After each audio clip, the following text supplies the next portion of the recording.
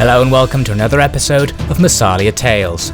In the last episode we saw the Raeti tribe attack Genua right after it had been attacked by the Celtic Confederation. Their army was really small, the balance bar said they had a giant advantage, but the truth was quite different. We surrounded them, locked them in combat, destroyed them with missile units and flanking attacks. Back in Massalia, I recruited a navy led by Carpos to go and explore the eastern Mediterranean. I also planned to send Gelon with a large army to head east to Genua, but seeing that the Carthaginians were dominating the area, I decided to fall back and guard the city. Then I reinstated the legacy of the daemons of Polymus under Eusebios, creating a new campaigning army to lead us in the future. However, with Genua undefended, the Sequani clan took the opportunity to take the town for themselves, sending a massive army against it. I tried to do the same tactic I've done in the past, locking the enemy down and killing them with missiles, but in the end, they did that exact same thing to me because they had a large missile advantage. Genua was lost to the Sequani forces. By the winter of 263 BC, the mood of the Massalian people had finally reached rock bottom. While the loss of Zenon had significantly damaged their morale, the constant stream of dead peace envoys returning from Gaul and rumours of huge exotic armies devastating the Italian peninsula brought on a feeling of constant dread. The stark reality that their city was surrounded by enemies and that any allies they still had were on their deathbeds or smiling with a dagger behind their back led the city population into a quiet desperation. Demands were placed on the council to solve this dire situation, who in turn placed their demands on Zenon's de facto heir, Eusebios, and their puppet commander, Gelon. These two men would need to overcome their political differences and work together to have any hope of survival. So we're saying goodbye to Genua. The Sequani forces have just stormed the town, taken it with relative ease. You can see we didn't actually kill very many of them attempting to hold them off. Their missile advantage was too great. They wiped out our numbers without actually managing to fight for very long, which would have been to our advantage as our guys possibly have a man-to-man advantage. So with Genua gone, we're down to just Provincia, still not all that bad, and we do still have a moderate amount of forces hanging around in the city. The question is whether the Sequani army will move on to attack Massalia and whether it's going to do it straight away. The other question is what the Carthaginians are going to do now that Genua has turned over to a different faction controlling it. They're still just standing around, still no apparent objective for these armies. I kind of wish they'd get on and do something just to end the mystery. We'll find out later. Now back in Massalia, I mentioned in the last episode that I'm having constant problems with enemy agents doing no good against my armies. In particular, it's their spy and this war maiden. Last time I managed to wound their spy, and this time I managed to slightly hinder their war maiden, which I think will give me one turn free from their constant annoyances. Still not very much. The problem is that it's so expensive to attempt to hinder these people that I can't really afford to keep trying to stop them, whereas apparently the Raeti can afford to keep doing these actions against me. Now Eusebios with the daemons of Polymus is just going to sit out west of Massalia in a fortification. I'm not actually going to give him any forces for now. At the moment, Gelon is going to continue to command our main army from inside the city. I'm going to have Eusebios just sit and wait in reinforcement positions until my Massalian stack is full, and then we'll move on to give Eusebios some forces. Now I'm only showing you this diplomacy screen to represent what happens every 2 turns or so. I go around all of the tribes who are at war with me and try to get peace with them or non-aggression with guys who aren't at war with me, and it never ever works regardless of the situation. We are completely diplomatically isolated, very annoying. Now here I had this report that some spy Lugios was poisoning Eusebius' provisions, though he hasn't lost any troops. I remembered the name. Lugios is one of the Arverni agents, so it seems that they're going to come into this agent battle as well. Gelon's coin forge is going to be replaced with this soothsayer, which improves him as a general. Very nice. We've also recruited some more troops. So his force is pretty much full. Just one more unit slot to fill out, and then it'll be time for Eusebius to start gathering up some troops. The Sequani still haven't made their move, and we now have a force that is probably more powerful than them anyway.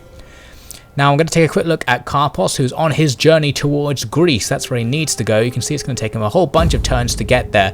He is a really promising general. He's really young as well. So if Massalia still exists by the time he's finished with his adventure, he should be a nice guy to promote into some of the higher ranks of the council and lead our armies. Now, because of all this agent annoyance, I decided to bring Ifyanasa back from spying on the Arverni to come and help protect us against agents. On the way, we spot that Berdegala is still controlled by the Celtiberian Confederation, but only with a single unit, meaning it's quite vulnerable to being retaken by the Arverni. Very inconvenient. I hope they hold on, because I do need that border west of Tlosa to be secure. Now, back in Massalia, I decided it was just too expensive to bother continuing my agent actions against their agents.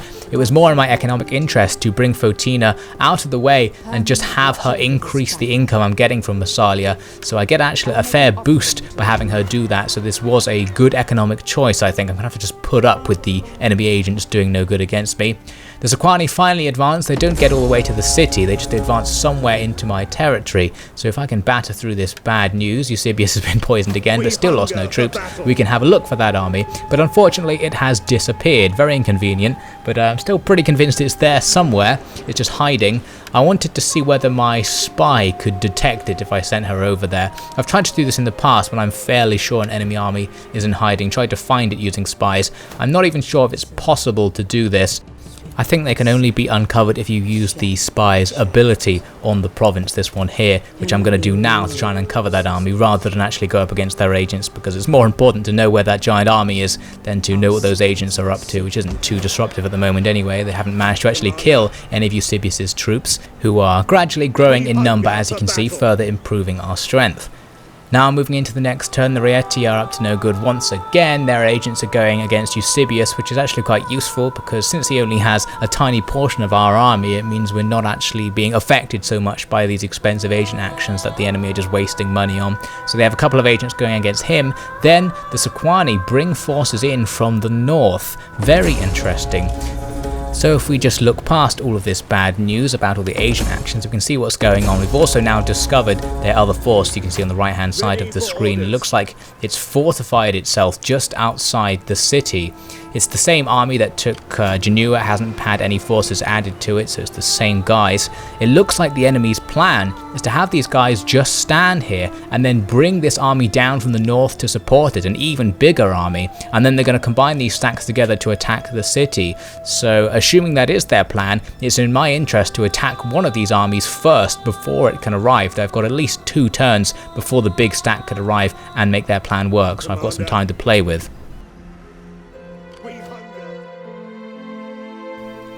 I hope you understand the vulnerability of your position.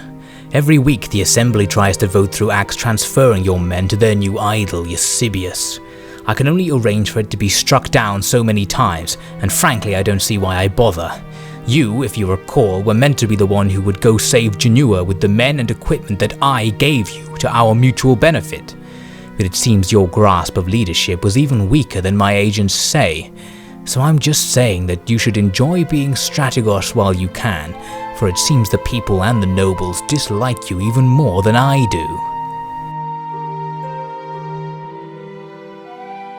So moving into the next turn, we'll see what the Sequani get up to. Their second army, as expected, does move towards the city, whilst the other one remains fortified just outside the city limits. So it looks like they are going to go ahead with their plan to attack the city with both armies. Unfortunately, their second army disappears, so we can't actually see where it is anymore, though we know it's probably on the road coming towards us, because that's where it looked like it was going last time.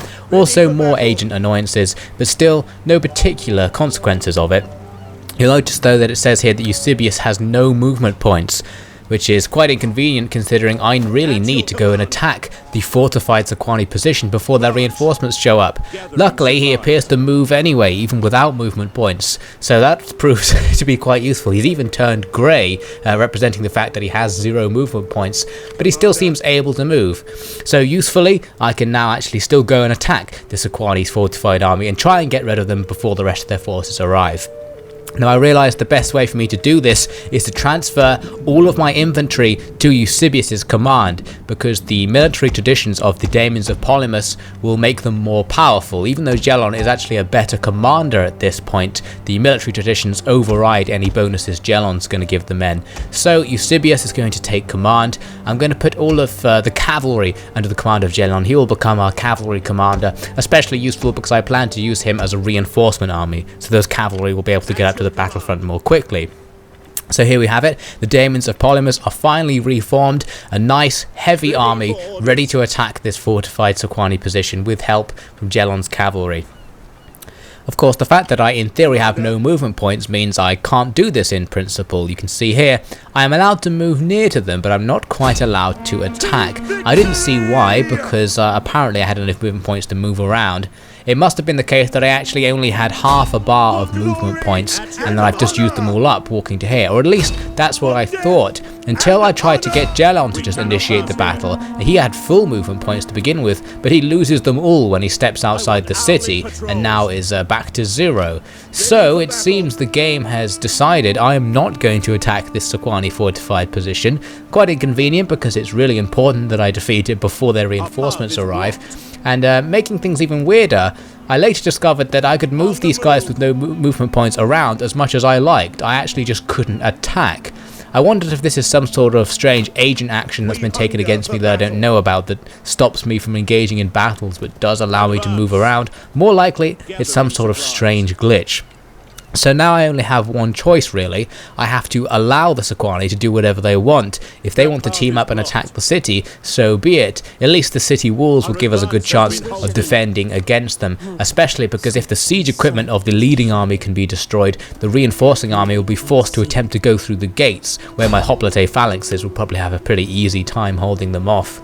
I also have no money to try and sabotage their first army, meaning that I can't stop them from reinforcing once the other army appears and attacks. Inconvenient to say the least, so now we're just going to see what happens. Now I noticed that Burdigala has fallen to the Arverni forces. This is very inconvenient because it means Tlosa is now under threat from the west. Of course, with the enemy at our gates in Massalia, there's not much I'm going to do about it, but I decided I would send Ifyanasa to go and just watch what's happening over there so I'd have some advanced warning of the enemy coming in. Unfortunately, they come in sooner than I expected. The Pictones clan suddenly appear out of nowhere and attack the town.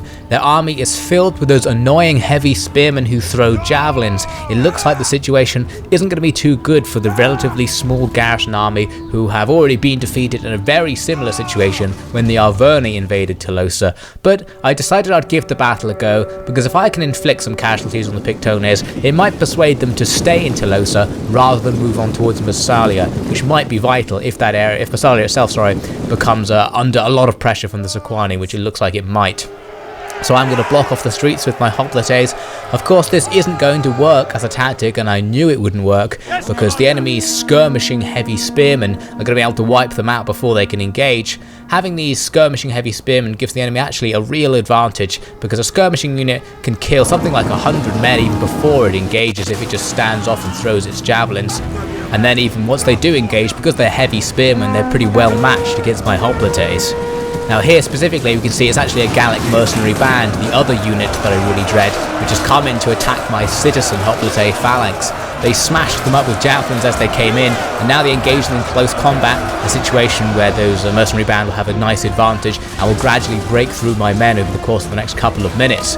On the other side of town, my hoplite phalanx is taking javelin fire, and exactly in the manner I didn't want to happen. The enemy are just standing here, bombarding me with javelins. I knew I had to move forward to engage with them. I've already lost a sizable portion of one of the regiments just waiting for the enemy to get to me, so I'm going to go over to them, try and lock the enemy down in combat. Back over here, my hoplite phalanx has lost a third of its men, but the enemy are taking losses too, because I'm bombarding them with arrow fire from the archers behind the phalanx. We're managing to kill some of the enemy's mercenary band, but the enemy are doing the same to me with their javelinmen back here. They're just bombarding these hoplites, and they're dying very rapidly. On this street I've got my commanding officer leading some garrison hoplites against some of the enemy's heavy spears. Here the enemy doesn't have any more heavy spears behind their ranks, meaning I'm not taking javelin fire, so it's actually going to go pretty well. The opposite is true here on this approach, where a massive swathe has been cut through my line by a volley of javelins already. The men who remain are well matched in melee, but are still taking a constant rain of javelin fire from all of those units in the background. You can see the javelins flying down, picking off my heavy infantry one by one, and there's nothing at all I can do about it at this stage because I'm completely surrounded on all fronts. Here you can see I did manage to lock down all those guys who were bombarding us from behind our little government building here.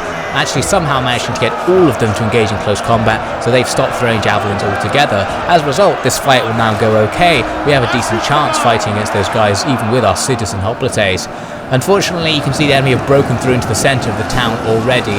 I've deployed my reserve units, which was 1 unit of citizen militia and 2 units of mob, to come and fight with the enemy's Gallic mercenary band. Obviously they're not going to do any damage, but I'm just trying to lock them down to hit them with more arrows. But the enemy can now bring in reinforcements and start hitting some of my other approaches from the flank. It's definitely not going well for Tlosa. Strategos, Lord Eusebios, word from Tlosa. They have been raided by the Pictones horde and are now at their mercy. The gods throw yet more impossible tests at us. At their mercy, you say?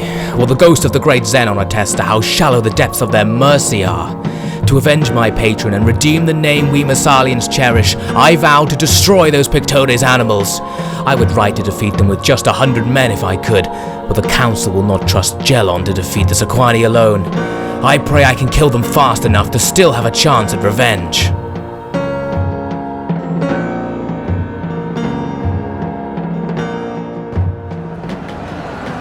Pretty soon the other fronts that were being bombarded by javelins broke as well, and my centre started to get attacked from multiple directions. Here you can see some of my armed citizenry aren't doing too well against the enemy's heavy spears. We will very easily be able to break them, especially attacking them from behind, and then they can attack my hoplite phalanx from behind as well. This hoplite phalanx in the centre of town actually held really valiantly. You can see here they're being attacked by like 6 or 7 of the enemy's heavy spear regiments at once, being attacked from all sides, the front, back and both flanks, and are holding on, and they're even inflicting moderate damage against the enemy. Of course that couldn't last forever. Their morale broke, even with most of their troops still alive, because by this point the enemy has run out of javelins, so they actually have to kill us man to man, which is much harder for them. With them broken, they're going to run towards the final bastion of our strength, towards the edge of town. My final attempt to not lose the battle was to rush some of these light archers out of the town to go and sit on a nearby hill, because I can wait out the battle timer in theory and win by default. However, whilst they were on the way, they just suddenly shattered, leading to a decisive defeat. That plan didn't work. I guess the game didn't want me to do that plan either. So Tlosa has been lost for the second time, this time to the Pictones, and it's going to be difficult for us to take it back through, considering that Massalia is in such danger. So for now, we're going to have to just let them take it, really. The risk in letting them hold it for a long period of time is that they'll convert all the buildings to the barbarian style, so that if we ever do retake Tlosa, we'll have to spend a ton of money getting it back to the Hellenistic style, which more suits us. Inconvenient, but there's nothing we can do about it at this point. Now the Rieti take their turn, and of course they're doing agent actions against us, and finally one of their agents actually gets wounded. This war maiden fails in her operation against Gelon's forces there. Excellent news. The Sequani move towards the city there, but crucially they don't attack. Very important. Some bad news though is that we are bankrupt as a result of the loss of Tlosa. You can see we're now making an absolutely massive loss in terms of money. Although much of that loss is because both of the Sequani main forces are now raiding our territory, so if we can defeat them, the monetary situation will improve slightly next turn. So very handily, they haven't attacked us, as I said, and they're too far away from each other to reinforce each other if I attack. So it seems the game has given me another chance to save myself after last turn's mysterious movement points debacle. So I'm going to try and get together some forces to attack the weaker of the two armies, which is the one on the right, and take it out. Once I've gotten through all this bad news, of course. It's telling us that we've discovered that army. Well, we've definitely discovered it. It's standing right outside the city. Nice and big. We're going to ignore it though, because we want to take out the smaller one first. I moved in and the balance bar is really far in our favour. This is because the city's garrison army, which is actually pretty powerful as you can see, is getting involved in the fight. So I decided I'll auto-resolve this one since it is the weaker of the enemy's two armies. We are predicted to retain 84% of our forces with a protective stance. Actually a little more than I would have liked to have lost, considering the balance bar was so far in our favour. The annoying thing is that most of the losses seem to have been focused amongst our heavy infantry, and the light infantry get off pretty easy, which is really annoying because those heavy infantry are the important ones. Good news though is that both generals level up, so I'm now going to increase their skills before we go into the next battle. For Eusebios, I'm going to go down the path that gives us extra unit replenishment, this military conscriptor skill. Very useful and will be very useful going forwards, considering the fact that we're probably going to have to fight lots of battles back to back if we want to take Tlosa anytime soon. For Gelon, who currently has some of the passive political skills, I'm going to give him some leadership skills. He's going to be a command of men, and from among the skills under command of men, I decided to go with proven leader. He's finally proven himself, improving the morale of his men and giving him more campaign movement range. But despite improving himself, he's not going to lead this battle. It is still the Daemons of Polymus that are going to take the fight to the Sequani main force. So this is the bigger of the two Sequani armies, but it doesn't have quite so many of those annoying skirmish heavy spears, which means there's a better chance of fighting against it. The balance bar looks pretty much the same as last time, but I don't want to auto-resolve, because if I take another 20% casualties, my men will be so weak that if the Pictones come in, there's a good chance they'll be able to take us. Plus, being weak means I can't go and take Tlosa back, which is a very big priority considering the fact that we're bankrupt. So next time we'll see this full Massalian army try and take on the Sequani, and then see what we can do about Tlosa with the survivors. With Eusebios now in command of the fully restored Daemons of Polymus, the people inferred that the council had effectively accepted him as Zenon's direct replacement, to which no particular reaction is recorded.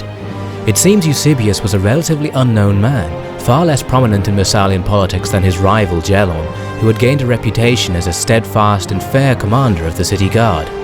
It is easy to assume that the council only allowed Eusebios to have the prestigious command because of his obscurity. There were many conservative council members who didn't want to risk losing their power to another Zenon.